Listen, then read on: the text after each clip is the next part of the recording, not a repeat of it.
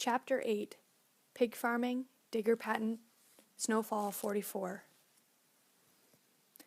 Ralph Knapman, who runs a farm half a mile east of us at Fruitland, was responsible for getting me interested in raising pigs in the early 40s. To get me started, he supplied me with a few sows, showed me how to feed and care for them, where to buy and feed, and then bought the young pigs I raised as they reached 6 weeks old.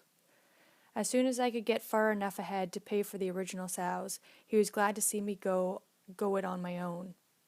We worked together on many things. I helped him cement his barn floor, for which he instructed me in pruning trees.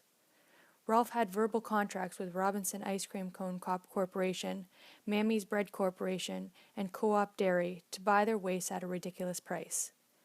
He was good enough to share some with me until I could make my own connections. Before too long, I had 2 days at Robinson's, some milk from Stony Creek Dairy, and some from Royal Oak Dairy. Later on, we went to Ancaster auction sale twice a month to buy young pigs together. We sold the finished hogs to Gord Roberts, later Les Roberts of Binbrook, finally the assembly yards for Ontario hog producers at Ancaster. We shared our problems in the hog business and also made contracts for fruit at the canners with the other fellows in mind. We loaned and borrowed implements, even bought a few things on shares, like a crop duster or manure spreader. No written documents, just mutual respect. If anyone had told me I had someday been interested in nursing a bunch of old sows, I would have told them without hesitation that they were crazy, but such was the case. I had as many as 25 at a time and found out that in spite of looking so much alike, they were individuals in every respect. They were all clever and stubborn, but there the resemblance to each other stopped. Some were violent when provoked, some were docile and even-tempered, but each had their own idea how to protect her family, where to build her nest for the young, or what kind of food she enjoyed most. Blended fish oil was one of the supplements to their diet to assure a good vitamin supply. It was expensive, and in order to be sure that each got her share, I fed them from a tablespoon, one at a time. Most would line up and patiently wait her turn, but for some it was necessary to disguise the oil in other food. I kept the pregnant sows together in 1 or 2 pens until they were close to the farrowing date, and then moved them to their own pen. I miscalculated on one occasion, and when I arrived in the barn in the morning, one sow already had 2 young pigs, and was trying for more in a pen with 5 other sows. They had willingly given her the complete rights to the only bed area and stood as far away as possible from the new mother. I moved them out until the litter was born, and I had made arrangements for nursery accommodations. For most hog raisers, the biggest casualty rate was during the first 2 weeks of the young ones' lives. The experimental farm at Guelph would suggest that out of the average litter of 8 young pigs born in Ontario, one would not dare to hope to have more than 6 left at the end of that period. Young pigs are often running within 2 minutes of being bored, and their built-in radar will lead them to the feeding station within 5. If you gave a sow 3 full bales of straw, she would use every bit to make what she thought was the ideal nest for her young, well in advance of her actual birth. Regardless of how well or poorly she did in the job, it was impossible to change her plans for construction of location. Instantly, no 2 sows ever worked from the same blueprints or within the same amount of skill. Therefore, it was up to the farmer to build a sturdy rail, preferably round, around the perimeter of the pen, 7 inches from the floor and 6 inches from the wall. This would give her a fair chance to lie down without crushing one of her 1-pound babies. It was most interesting to watch a 400-pound sow first drop cautiously to her knees, then on her belly, and finally on one side or the other for the next feeding, while 10 or 12 1-pound weaklings jockeyed for an ideal feeding position. One loud squeal from any of the family, and she is on her feet within a second, grunting loudly and trying to locate the problem. Only when she is satisfied the crisis is over will she try again. When you consider this happens 12 to 20 times a day, it is not hard to visualize the casualty list rising. To help eliminate some of the hazards, I built a brooder diagonally across one corner of each farrowing pen and heated it with an electric heat lamp suspended from the roof of the brooder about 18 inches from the floor. The roof was removable, and the opening was the full width and the same height as the rail. The top of the brooder was about 4 feet high. I tried to be present at each birth, regardless of the time. It usually took about 3 hours and generally started after 2 o'clock a.m. Some months I spent half my life in the barn. The young ones loved the extra heat, and I found that if I directed each newborn 3 separate times to the safety of the brooder, they would invariably find their way without ever helping them again. In fact, after the advent of the brooder system, only rare incidents or an extremely careless mother ever resulted in a casualty. As I was trying for high production of butcher hogs, a crossbreed litter seemed to be a little better, both in general health and in faster growing animals. I used Yorkshire sows, later landrace and Tamworth boars. If the sows were close to being purebred, being white, then the litter was all white. However, if there was any mixture in the sow, then the red Tamworth shone through in the young, and they could be any color from pure red to jet black. Some were a mixture of 3 colors. The crossbreeding produced pigs that were generally a little shorter from nose to tail, which resulted in slightly poorer grades at the packing plant because Canada was struggling to produce bacon-type hogs with long sides. However, there was a serious hereditary disease called rhinitis, which caused the upper jaw or nose to curve to one side, resulting in a mismatched jaw and an impaired ability to eat. Tamworth, having an exceptionally long nose, seemed to be almost free of this problem, so what I lost in grades, I gained in higher production. Pigs are born with up to 8 extra teeth. They are from 1/4 to 1.5 inch in length and protrude outward from near the front of both the upper and lower jaw. The uppers are single and larger and seem to match the 2 together on the bottom jaw. These teeth would drop out eventually by themselves, but while they were there, they were murder on the sow's tender nipples, and it made good sense to break them off with a pair of pliers as soon as they were born. Just another reason to be present at each birth. I believe these extra teeth were nature's way of preventing overpopulation, because no sow could lie still for that kind of abuse. Kindness paid great dividends, and most sows seemed to trust me to do what was to her advantage, and they would allow me to handle the young, change their position, etc., without becoming overexcited or angry. It is almost impossible to forcibly handle an angry sow. After all, what can one do with 300 or 400 pounds of fighting fury, well equipped with a good set of teeth and only 2 feet high? The first litter a sow has must be quite a surprise to her, because she would very often refuse to have anything to do with any of them. More than once, it has taken me 8 or 10 hours to talk her into accepting her family. One sow, on seeing her firstborn, was absolutely terrified. I had to take the young right out of her pen to prevent her from killing it on the spot. It took a half hour to calm her down enough to convince her to lie down again and to try for the rest of the litter. With every new birth, the procedure was repeated until we had 8 healthy little pigs. Rolf came in the barn at around 9 o'clock a.m. after the litter was all there, and after watching the procedure for several minutes, advised me to take her to the butcher. This was a well-mannered sow normally, and she seemed to have confidence in me, but those little ones, no way.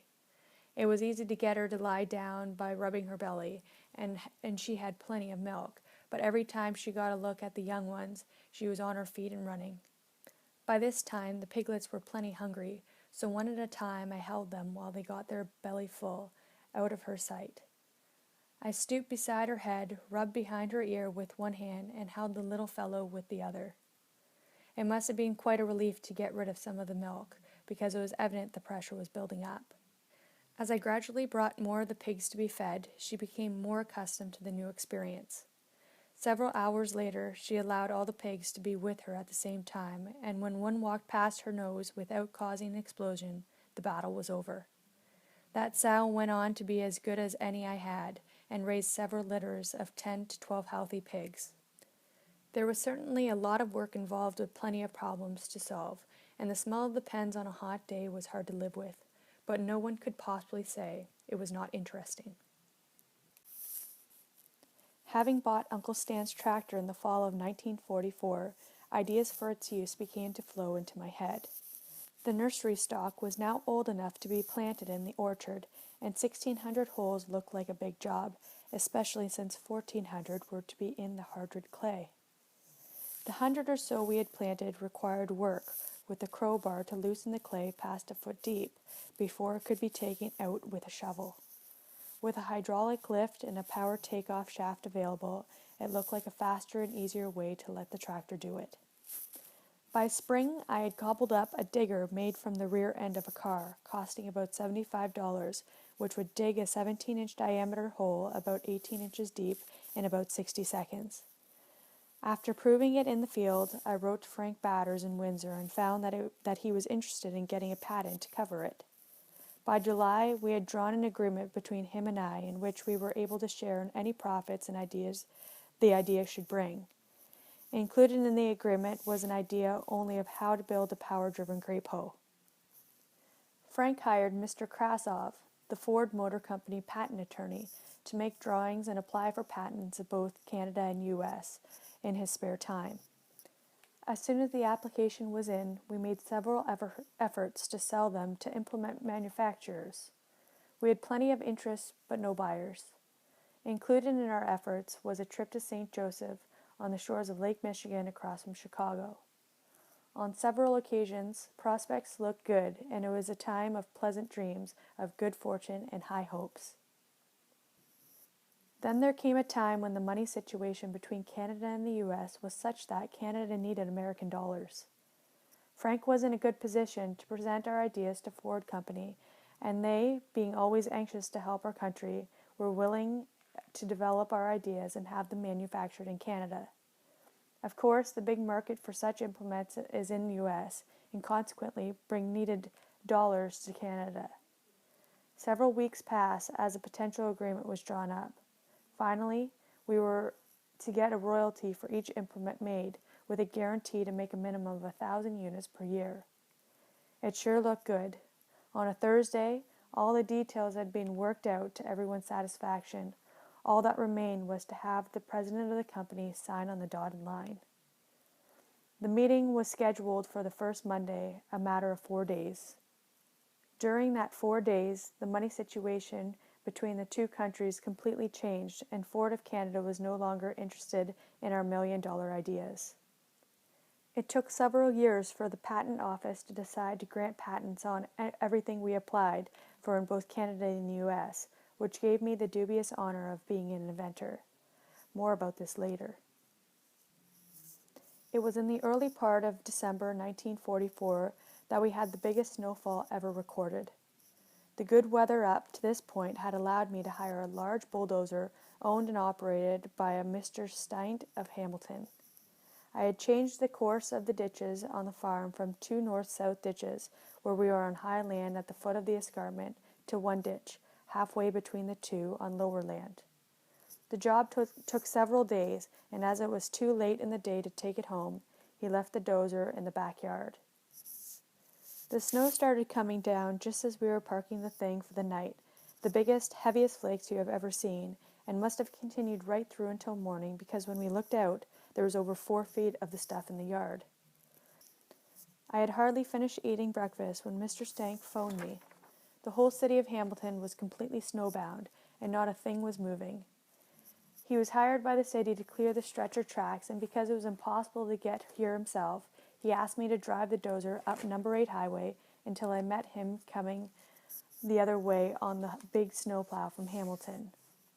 The dozer was a large one, and I had never driven even a small tractor which had a hand-operated clutch.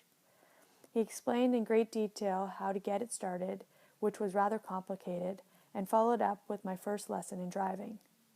When it finally started, I reached the only reasonable thing to do was to clear our own backyard before I lost the only machine that was capable of doing the job. The sense of great power was exhilarating and exciting, and as I headed towards the barn, I promptly forgot about the hand clutch that would stop its forward motion. As I got closer and closer, I pushed every foot pedal within reach, and no avail. Just as the snow in front of the dozer was beginning to exert pressure on the side of the barn, I remembered the only lever that would stop it, and pulled like heck. There is no doubt in my mind that that dozer was big enough to push the whole barn over, as this was the old frame building. That was plenty close enough, because the wood was already beginning to creak. I had a little more practice at the job before I had at least a path out to the highway. It was only a guess where the pavement was located, because I was the first on the road and everything looked the same between the rows of telephone poles on either side of the road. The 6-inch control lever for the dozer blade was within easy reach and in the vertical position. Hand pressure forward forced the blade downward, and pressure backward lifted the blade. If no pressure was exerted, the blade would remain in that position. What Mr. Stank neglected to tell me was the fourth position of the control handle that would allow the blade to float along the top of the ground. So here we go up number 8. The first 10 yards proved that with the blade down too far, it would dig the black top, and too high left a lot of snow. 6 or 7 inches was as close as I dare go to the pavement, without the risk of damage.